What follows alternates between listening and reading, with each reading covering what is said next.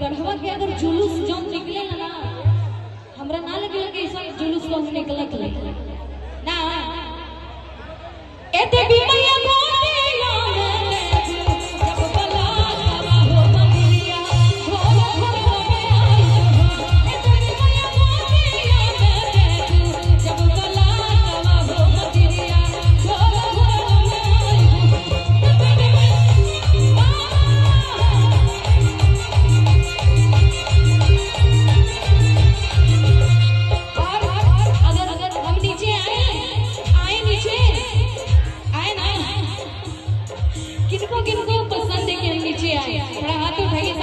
उधर तारियन हिला के आ गई लेकिन हमार पार्टी बेचारी बैठल गई कैसे खुशियां भराई कुछो खदिया बनाई बहो जाओ खदिया बनाई बहो खुशियां भराई कुछो खदिया बनाई बहो खदिया बनाई बहो बोलिए साचे दरबार की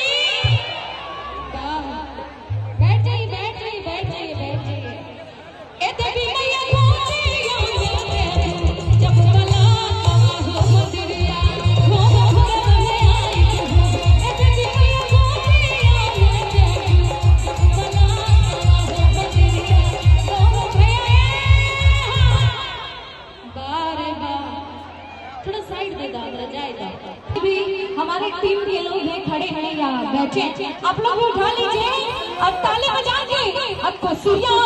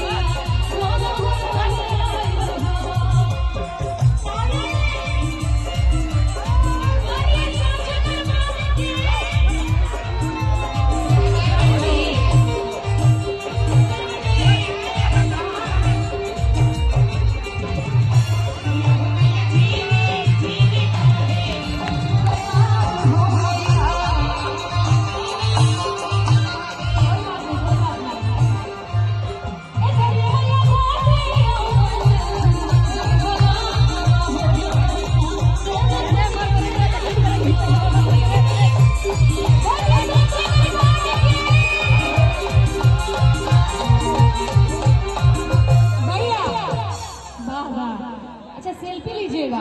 पहले डांस कर लेते मेरे साथ में तो सेल्फी लेते तो ज्यादा अच्छा रहता। अच्छा कोई बात नहीं। हाँ फल फल हारिया से अरे फगिया सजा के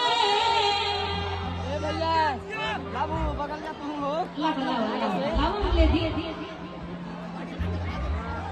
ये भी जरूरी है। सभी लोग बैठे रहे। फल फल हारिया से फगिया सजा